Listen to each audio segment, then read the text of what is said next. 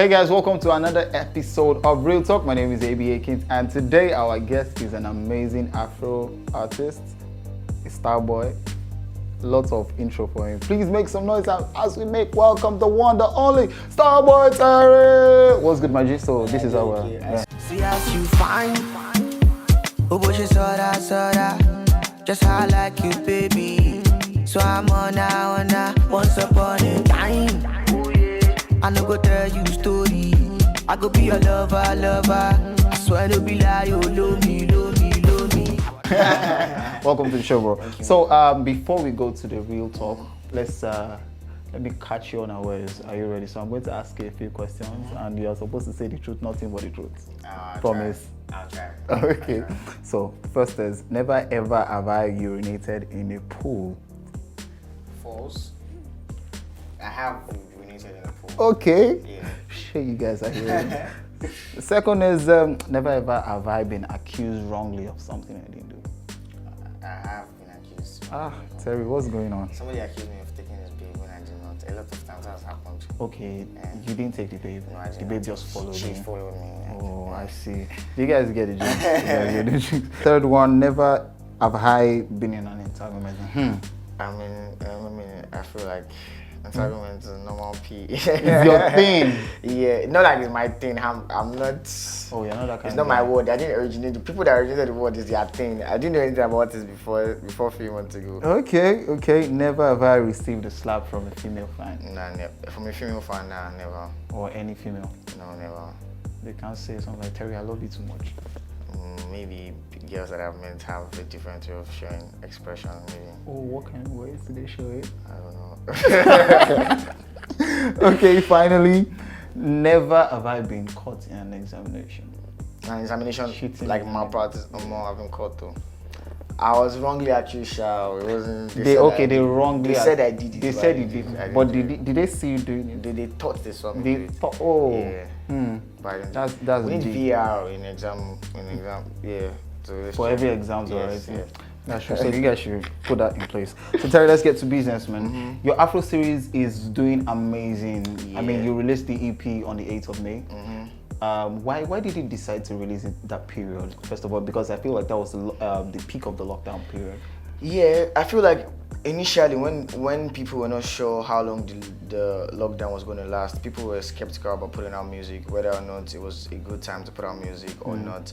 But I felt like as time went by, people realized that a lot of people are actually in their houses, not really doing anything that's going to like distract them from listening. Like people are on their phones, people are online, people are in front of their TV screen. So it's like a win-win. It's not so bad to put out music that time. That was one reason, and then it was long overdue. I mean, like my fans were waiting for the longest, so I really didn't have a You chance. had only Ojoro out of the EP. Ojo was out just a week before the main EP dropped.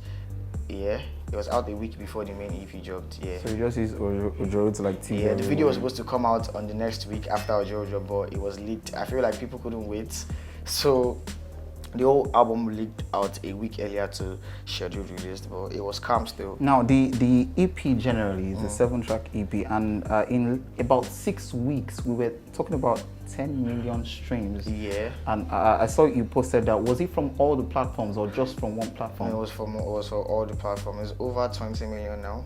20 something from Over all 20. from all the platforms. Yes, yeah. It's like I'm happy because it's like a significant growth from where I was to what it is now. Like all my songs on Afro series are like they are like people like is doing better than everything that I used to do, so it just shows like growth, and I want people to follow me, I want people to stay with me, because like I like that a lot of people that are paying attention or that have enough time to pay attention can see like the growth from where it was to where it's going, and there's a lot more to come, so I want my people to stay with me. There's a journey, so we go till we reach there. There's like To the still a top, lot. bro. Yeah. Let's talk about real numbers right now. And I want you to be very open with me. Let's talk about money. Let's talk about cash. Let's talk about ego. Now, 10 million views, 10 million streams, I beg your pardon. Now we're talking over 20 million streams. If we're going to say give or take in Naira, how much would you say this streaming has earned for you? Okay, to be honest, I'm not going to lie to you. I don't like to think about figures from streams because I do not want to put myself in a space. I always like that. I don't want to put I always like that if it happens, it happens. I do not put my mind to it because at the end of the day, especially for artists that are not independent artists, all of this process still has to go through a body. Like, I understand it has to go through a body, but I mean, there's an income there's an that income. it's making for those numbers. Now, we're saying give or take for that 20 million. Are we talking about, say, okay, 20 million naira? I don't know. Bro, you can't say you don't know. To be honest, I actually don't know because do you know why I do not know? Because for an artist here, there are multiple ways in which you can make money.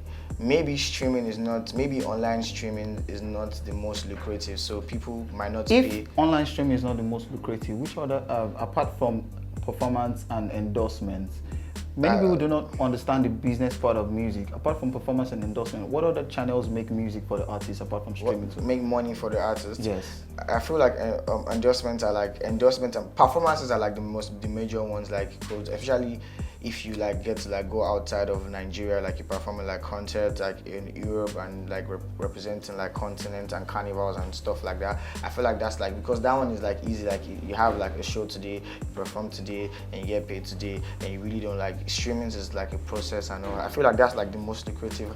Then is it because it's quicker? Yeah, maybe because it's quicker. It's quick and it's big. It's big It's money. big. Yeah. Okay, you Starboy Terry. Comparison of this year has been very, very long and short. Yeah. I mean, long pandemic, short performance, short events and all that. Let's talk about what would you say has been more of an income generation for you as regards to for music? myself.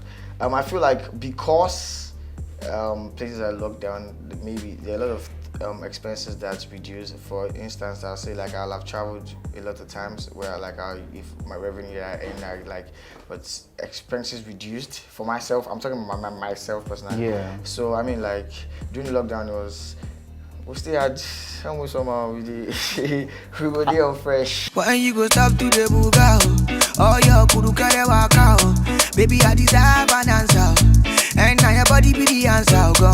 When you go stop to the buga, oh your kudu kare waka, baby I deserve. I'm not in the music industry. I'm not an artist. I don't know if any artist would make money aside from streaming, endorsements, and artists have investments as well. They're not just might not just be business, music related investments. I want to know, as regards music, are there other platforms aside streaming and aside performances and endorsements? Like I just told you, there are influential roles that you could play as well. I feel like that's under endorsements as well that you could get paid for.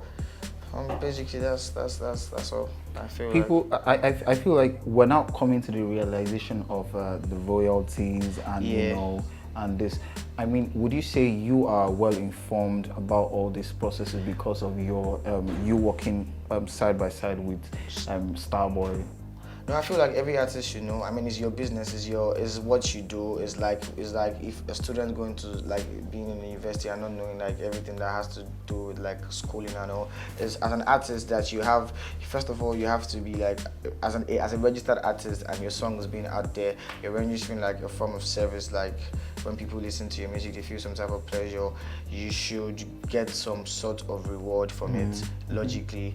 And maybe in times past, there wasn't an adequate system to which artists could get their reward. Yeah. Of late, you could see that there are a lot of bodies, even in Nigeria, there are a lot of bodies that are coming in to want to partner with record labels, to want to partner with music organizations to see how artists can get what they if a bit of or some form of reward for their intellectual properties. So there are different ways that you can do that. There's royalties, there's online streaming, there's going to shows, like I said.